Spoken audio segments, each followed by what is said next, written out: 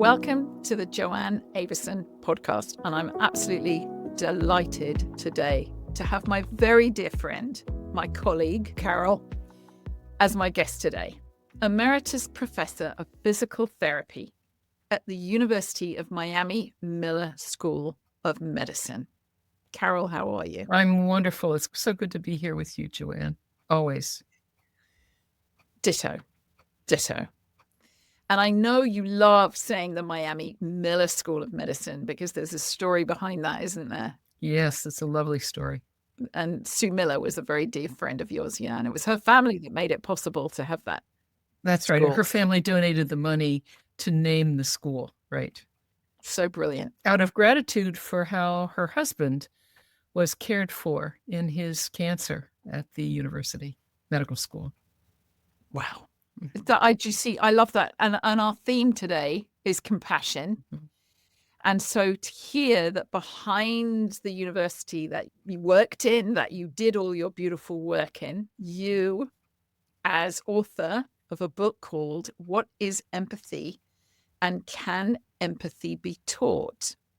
And I think this is a really important theme. And I'm going to tell you why it came up for me so poignantly. And that is, among other people, as you know, I was invited to speak for the Fascia Research Society by Dr. Rebecca Pratt. And just before me, the presentation that was done was by Heather Gittins. And she quoted Margaret Mead, the famous anthropologist, who, when asked what was her most amazing discovery, said it was the bone of a healed femur, a thigh bone. And when asked, how is that significant? Why was that your favorite thing? She explained that hundreds of years ago, if somebody broke a femur, it meant they couldn't walk. And if they couldn't walk in a land where survival of the fittest was the basis of survival, mm-hmm. they would, if they had been in isolation, have died because they would not have been able to hunt and gather food, mm-hmm. and they would not have been able to take shelter appropriately, and they would not have survived. So the fact that they survived long enough for that femur bone to heal meant someone was caring for them. Mm-hmm. Yeah, somebody cared for them. Somebody supported them, acted kindly towards them. Mm-hmm. And Margaret Mead described that as evidence of compassion, mm-hmm. which is extraordinary. Now, fast forward to my conversation with anatomy professor, Dr. Rebecca Pratt, who was roundly told by her university that when speaking regarding the awareness, the reverence to the cadaveric specimens they were learning from in the anatomy lab, was requested not to use the term compassion in her teaching. Now, as author of What is Empathy and Can Empathy Be Taught, I know compassion was one of your priorities. Tell me how important you think compassion is throughout medicine, throughout movement training, throughout manual therapy, in terms of how we work with our clients, whoever we are, our families, our friends. Mm. Well, it's the link to what makes us human. Beautifully said. The stimulus in me to go back to get my doctoral degree was observing the way my father was dehumanized when he was a patient at a cancer center when I was a young physical therapist. And he lost his voice because he had cancer of the larynx, and so he couldn't express himself. And he was a rather sophisticated, intelligent journalist of a national newspaper, John B. Davis, who became Johnny and was treated in a way that I didn't recognize as being consistent with how I knew this man.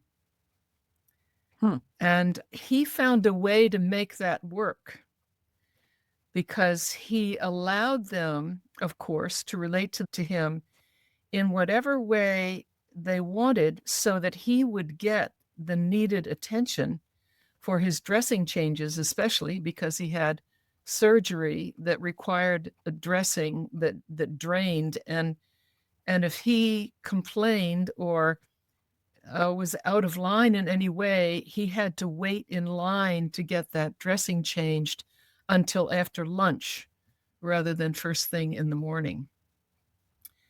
So when I heard that, my heart was broken. And I thought, what has happened to these people who came supposedly into healthcare in order to help people? How could this have happened? And I thought, what are the roots of compassion? And how do we educate health professionals to resist whatever forces that would move those compassionate calling roots out of place and insert instead something else that looks like a control, efficiency, things that are not related to human presence. And so I, at that point, decided to go back to school. And I was offered a scholarship and tuition to study in order to pull together guidelines for clinical education in physical therapy in the United States as a document for the United States to use by another university, full tuition, full load, scholarship, tuition, honorarium, stipend.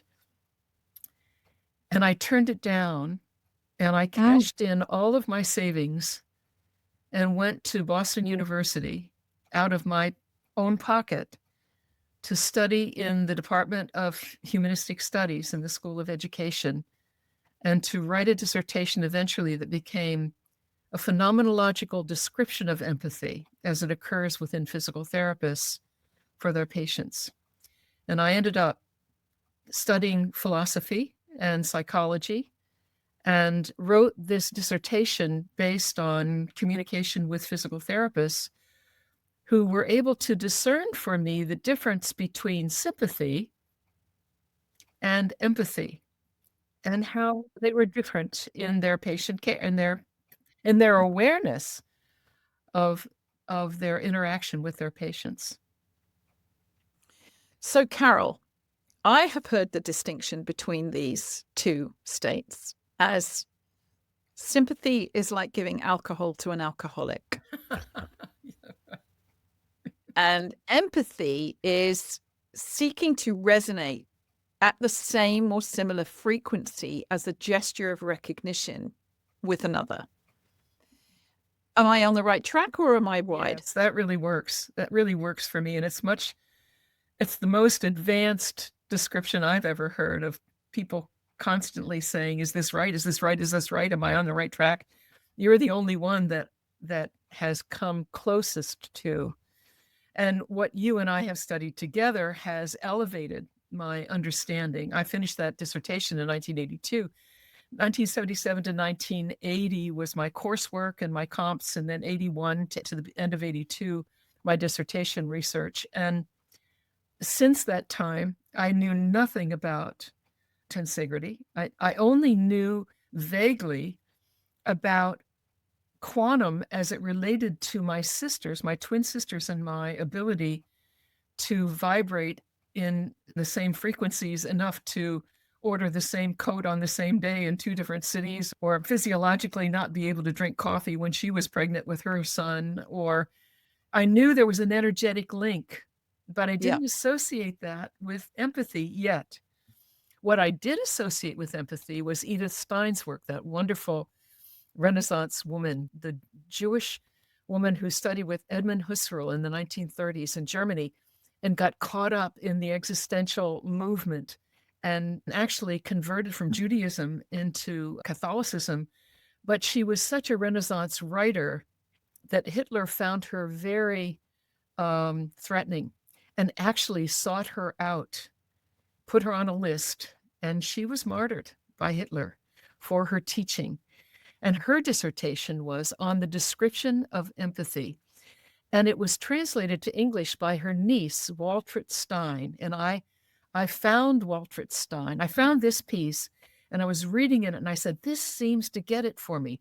Because what was happening at the time in the late 70s and 80s was psychology was taking off in Truax and Carpenter's kind of Rogerian way of active listening, and then saying back to the patient what the patient just said to you, and then you got graded on it. So it was a skill. Empathy was a skill, and you could get a 5, a 4, a 3, a 2, or a 1, just like muscle testing. And I said, no. Empathy is more than this. It's an internal process. And I kept reading and reading. And then I came on Edith Stein's work. And Edith Stein basically said this: empathy is significantly different from all other interactive processes. Sympathy is like fellow feeling.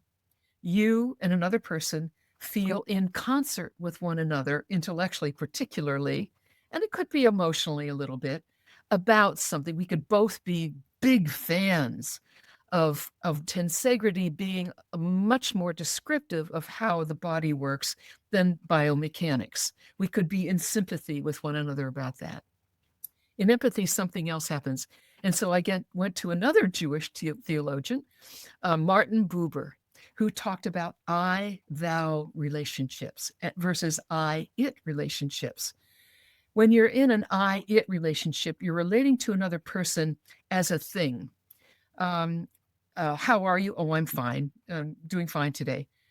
Versus an I-thou conversation where you cross over in some way and listen carefully, are present in the energetic link. And energetic link are my words, in the resonance, and then get yourself back changed by that experience. And so Stein says this: empathy is significantly different because it takes place in 3 overlapping stages very quickly, and it's given to us. We can't do it. We experience it, and then it's given to us. It's called non-primordially given, very much like forgiveness. We might want to forgive and try to forgive and do everything we can to forgive. But when forgiveness finally comes, we go, oh, what was that all about? It happens through a kind of a grace. I think others think falling in love. You might not want to fall in love with that person, but when it happens, and it might be very inconvenient, and what you do about it is another thing. But the feeling of being in love is given to us through grace. And that's empathy too, non-primordially given in 3 steps. The first step is I line up with somebody through watching them or hearing what they're having to say cognitively. This is self-transposal. I'm putting myself in the place of the other person. I'm listening carefully. But then all of a sudden, boom, I'm identifying with that person. And it goes from cognitive to emotional, interoceptive. Yeah. And then I realize that, and I think, oh dear, I don't want to be here. And then I get myself back by stepping back and saying, this is you and this is me, and I can be in sympathy with you.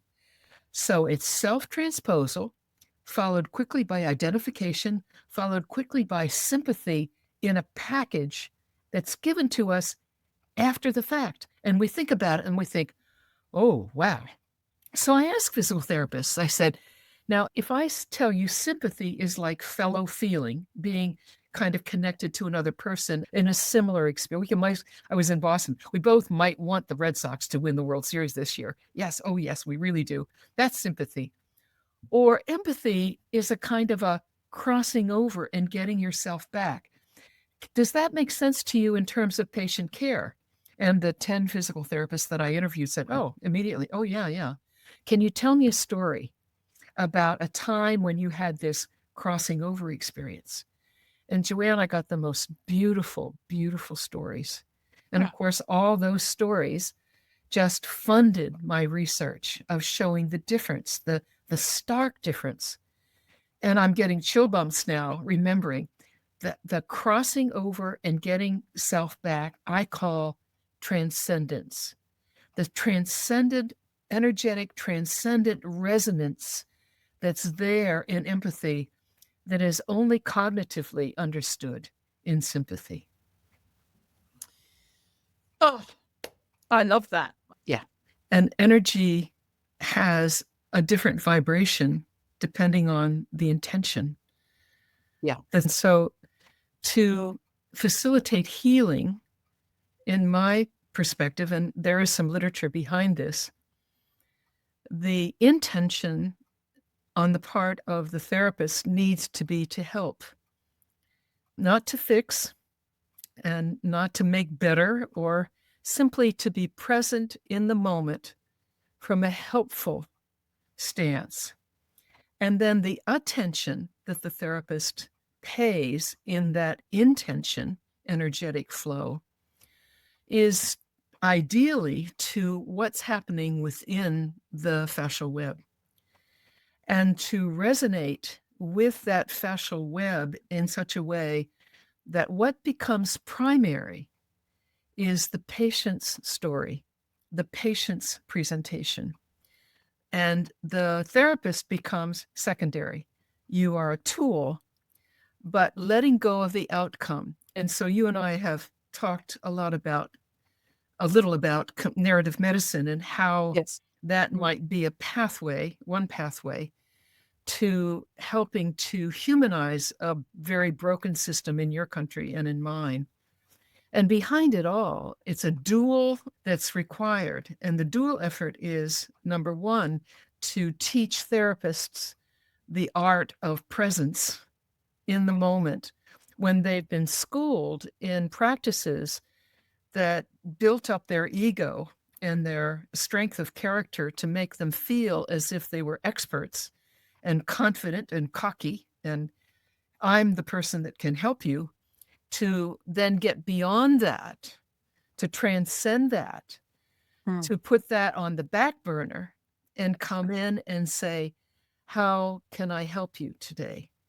And with the intention of allowing the patient's story and the patient's need to become primary, and then to do whatever therapeutic process. In my story, it would be Barnes myofascial release and an embodied movement as a physical therapist to bring about the clinical outcome that is the highest measure for everybody involved. And what I mean by that is patients get better, feel better, are moved to a better place, having come to us for help. But therapists also feel better and feel good about themselves and feel as if they're engaged in an energetic resonance that lifts them up, so that at the end of their day, they're not depleted and burned out and apt to treat people in the way that my father was treated. That's a symptom of burnout, of emotional exhaustion. And we have a lot to do to get your healthcare system and my healthcare system valuing these things to the extent that they're actually part of the curriculum that's being provided. I have to say, my own experience of being in the medical world in this country, and we are very, very privileged because mostly we don't have to pay for it. Right. And you get two sides to that coin, because I've been in a hospital waiting room where people behave as if they are entitled to total attention, immediate drug assistance, without having waited like everybody else is patiently waiting their turn, and being absolutely cruel and unsympathetic to the doctors and nurses who are running around like blue bottle flies, quite frankly, trying to serve everybody. And I've also had personal experience, my own journey with the diagnosis of breast cancer, for example, of the utmost compassion from everybody, from the nursing staff, from the hospital staff, from the radiologists, the surgeons, the anaesthetists, everybody. I cannot tell you the level of care and kindness that I personally received. Oh, And good. on the one occasion where there was a misunderstanding and I was challenged over something, I eventually received an abject apology because the mistake was definitely theirs and I had to pursue it. But what I am also aware of is that it's not always the case, but I do want to shout out to those people that I've met personally whose dedication is really extraordinary and they want to do their best for all of us. And it's a very difficult, overworked system in both countries. But I worry, I do worry when at the university level, a teacher in a university is not treated respectfully for using the word compassion. Right. Medical context. That concerns me. Lost our way. And I think, there is in the UK, certainly in some places, and it does depend on the management, there is empathy and there is accountability within the system.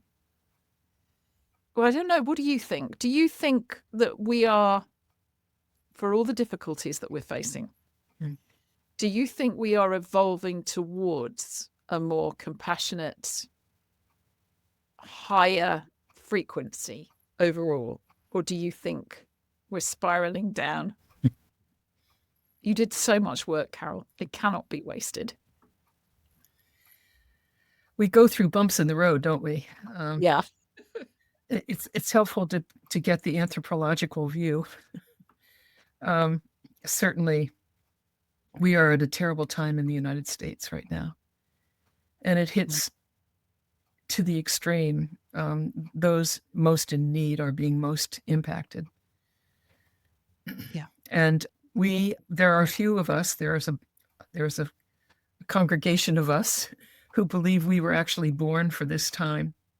Energetically, we have what it takes to hold our expectation that we will indeed come out of this whole and intact and be able to then rectify the damage that's being done every day.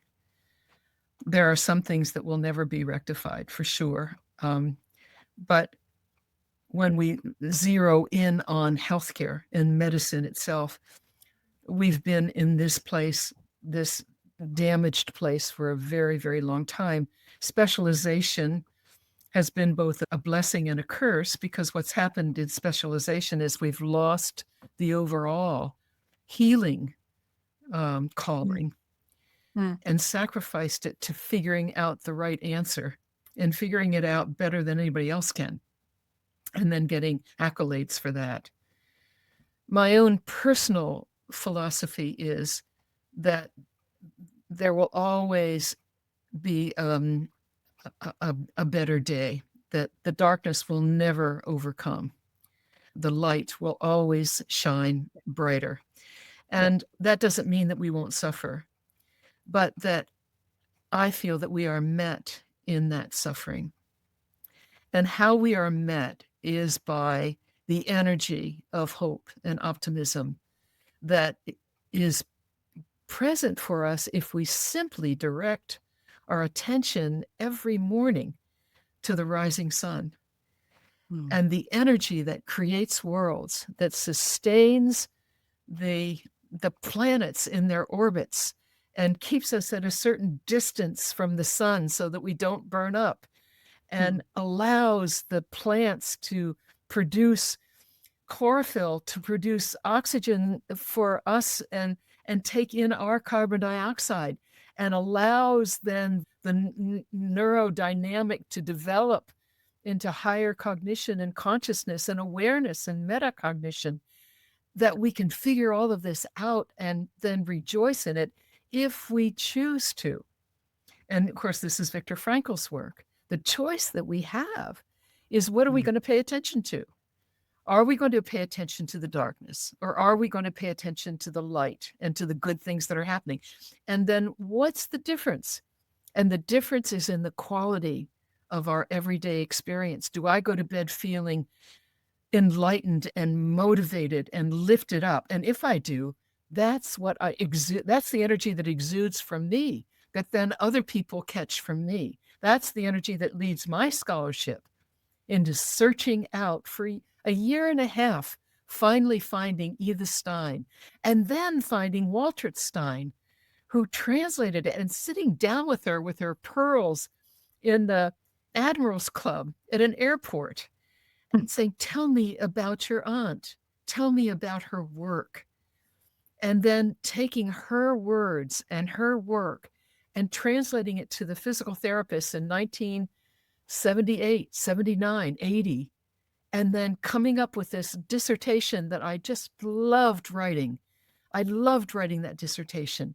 And when I go back to it, I'm energized by it. I'm lifted up by it, because I was lifted up out of that space of despair with my father, that my father was treated that way. And it's almost as if I got a dose enough of that to say, that's not where you're going to stop.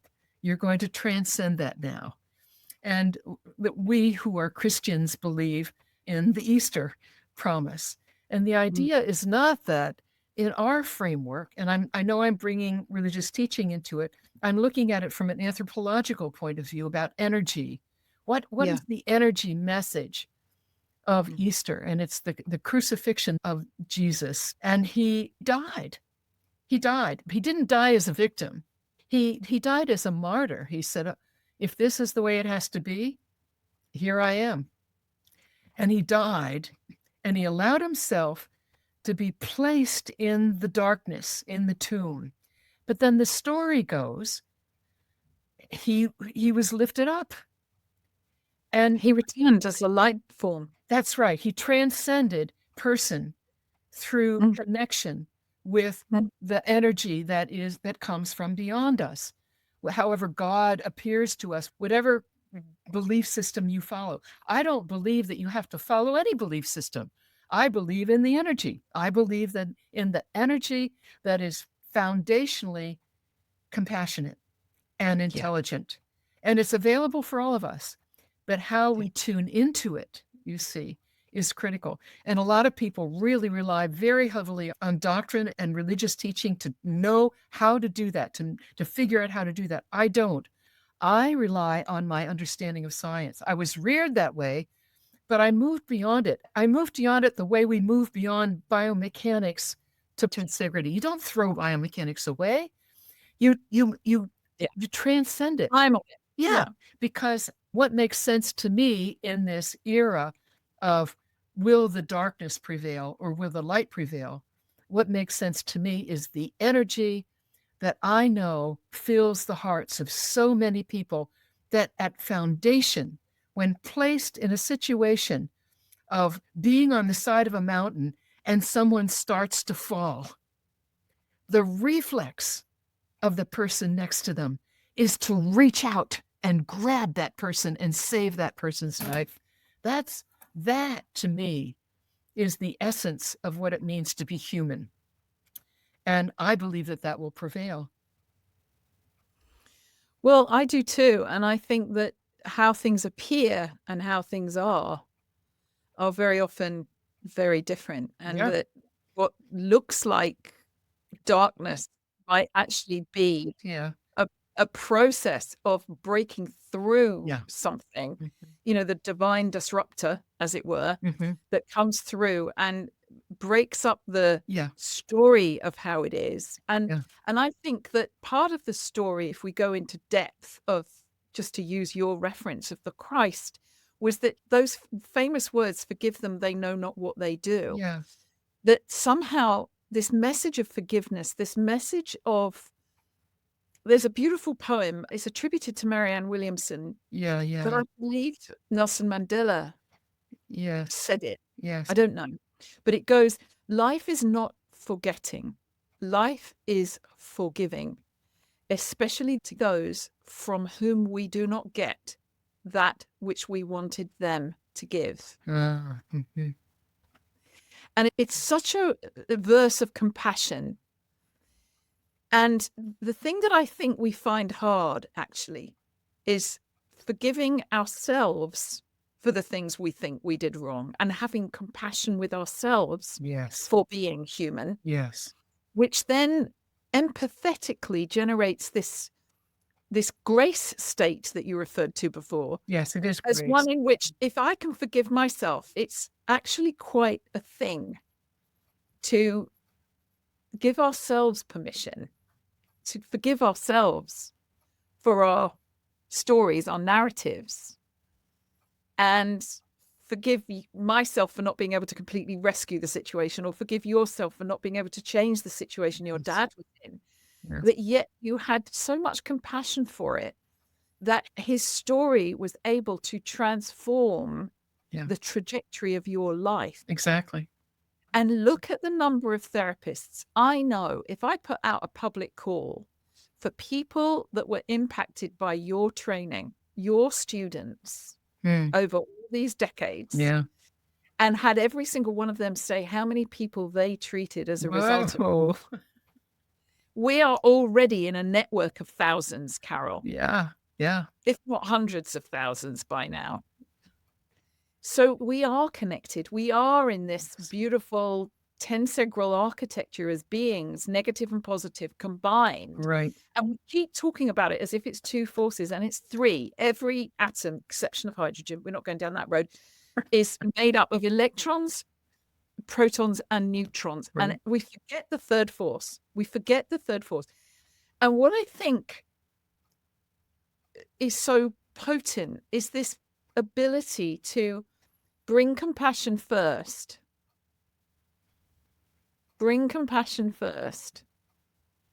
And open to the possibility that it's all okay. It doesn't look great. Our opinions might differ. Our judgments might differ. Our analysis might differ. But that thing that the Christ's message, forgive them, they know not what they do. They crucified him. And arguably he came in that lifetime knowing he had 33 years to do what he did and then pass over into spirit as a light body and come back as a light body. That's pretty That's the message. Yeah. That's the story. That's the message of itself. Brilliant. Amazing. And lead through love and compassion rather than through violence and power.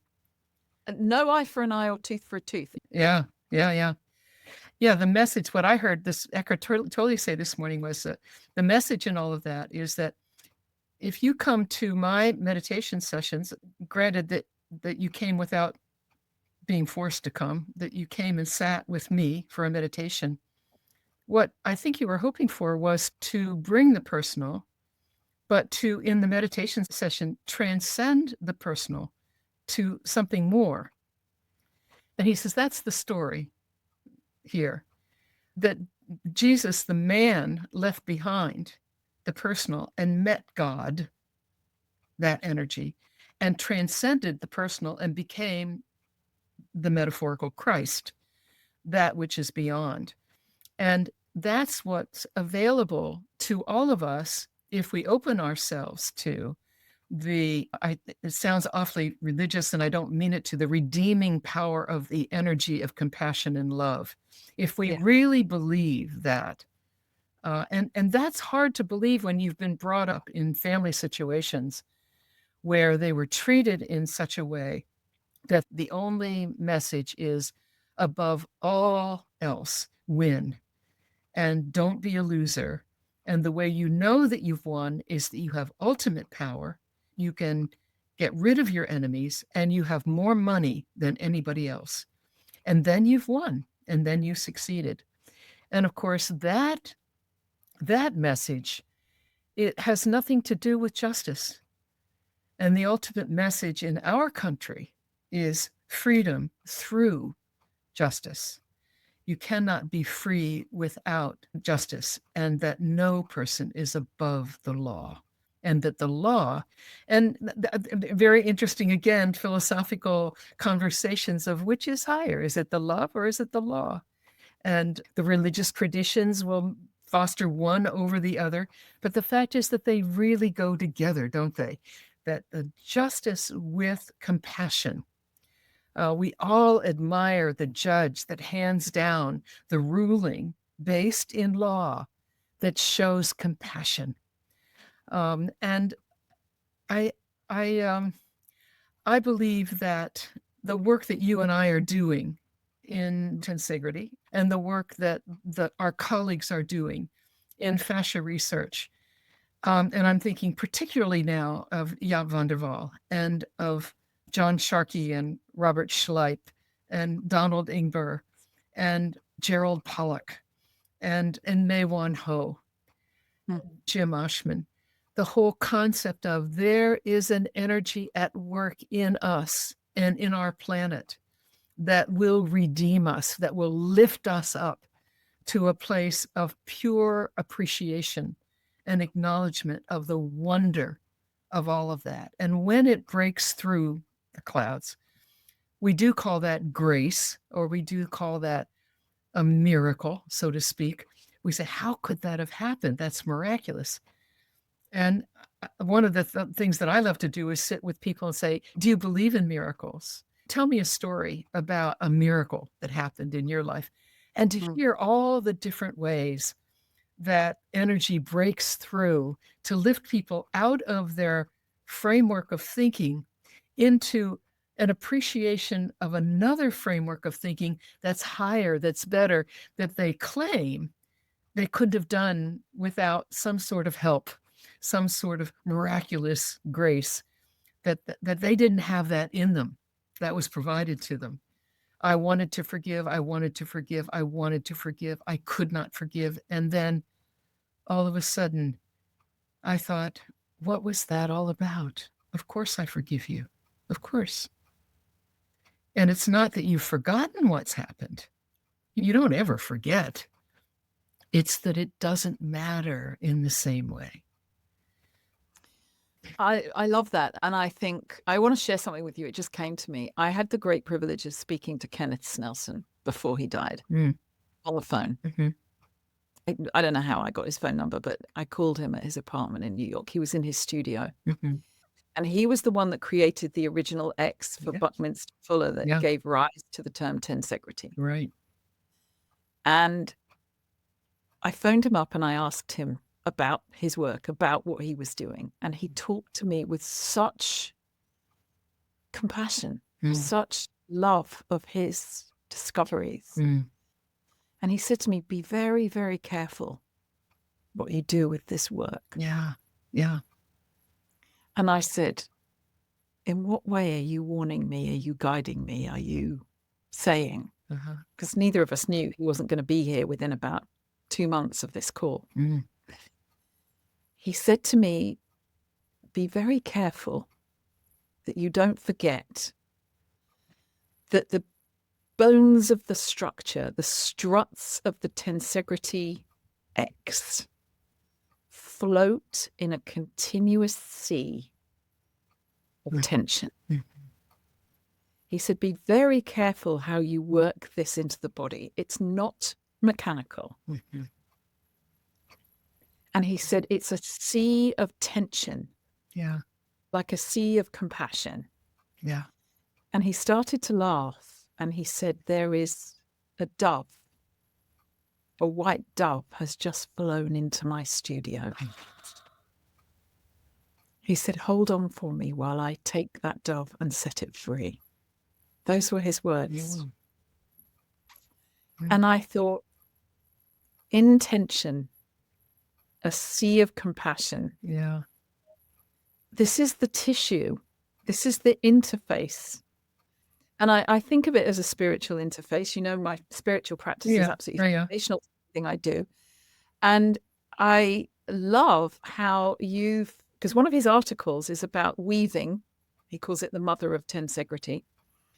And it's how you talk about weaving everything together. And you mentioned earlier, Carol, how specialization, we've paid a price for specialization. Yeah.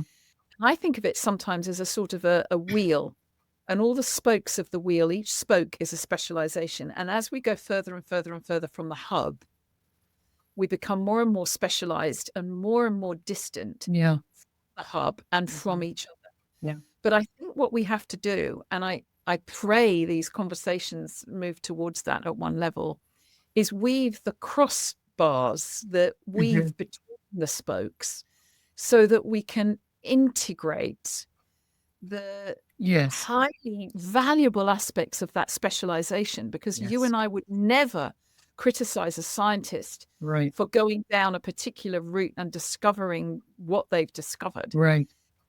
And we want those discoveries and we want them fed back, but we want them woven in the whole web so that we've all got access to climb that web, not break it.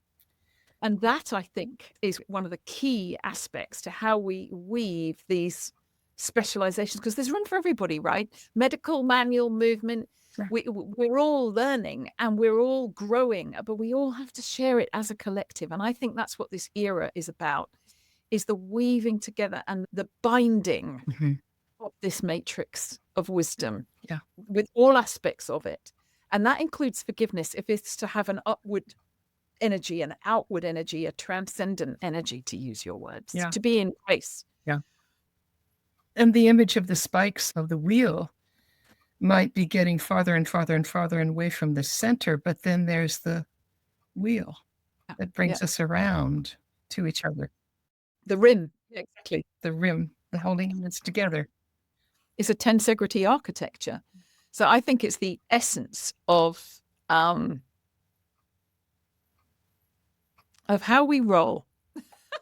Well, Joanne, my new definition of healing comes from you. Comes from something that you said. Yes. What? My new definition of healing is to be in dynamic, tensional integrity. Carol, can I quote you? Well, I'm quoting you. You quoting me. I love it. We got together on the wheel. We did. I love you so much. Carol, thank you for your time. And tell me, who published What is Empathy and Can Empathy be Taught? 1991 publication of the Journal of Physical Therapy. I think it's November 1991. But if you just Google Carol M. Davis and empathy, all the stuff that I've written, there's another piece that I've written about empathy and transcendence and how empathy has this transcendent aspect, which I was roundly criticized for by my colleagues when I suggested this, for the same reasons that you and Rebecca were criticized for using compassion. But it's always a pleasure to be with you. We are on the same page. We've been on the same page since we first met in 2015 in Washington. I first met you at the Fascia Research Congress, and then was with you in 2016 in Scotland, and that's where we solidified that we were on the same page in many ways. And thank you. Yeah, I'm so delighted. It feels like I can't even tell you. My compassion for your work is huge. My passion for your work is huge, actually. I think it's brilliant. And I just want everybody listening to share this, because Carol's authority on bringing compassion into medical, and I just think you give us permission, Carol.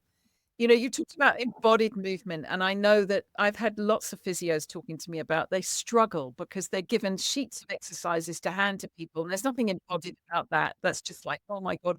And they want to learn this stuff, and yet they're so limited by the parameters of their own training. So I hope if they can find your brilliant this book, Patient Practitioner Interaction, this is actually the 6th edition. It's come out just this week. Oh, cool. In the 7th edition. And it's a different title now. And I'm just so thrilled with it. It's now Davis's Patient Practitioner Interaction. They actually put my name on the title because it's the 7th edition. So it's that to me is, you know, as an academic, it's one of the most wonderful honors that can happen to somebody who has devoted a life of scholarship that keeps coming back to be meaningful to new generations of students. So I'll ashamedly say, look on, it's a Rutledge publication, the 7th edition of Patient Practitioner Interaction, Davis's Patient Practitioner Interaction. We will put it in the show notes so that everybody who's interested in taking this to it's actually a workbook. It teaches students to grapple with material, come up with their own answers, and then discuss it together. It's an experiential manual for developing the art of healthcare is the subtitle. Carol, congratulations. We love you. We thank you for all your work, your diligence, your training, your guidance, your languaging of this difficult change that we're all managing. Because I think actually what this is us trying to find a new language to explain the being of human beings. On all levels, and also in our work in tensegrity as well. Mm-hmm. Yeah. Thank you, Joanne. Love. What a pleasure. Thank you, darling. Bye-bye.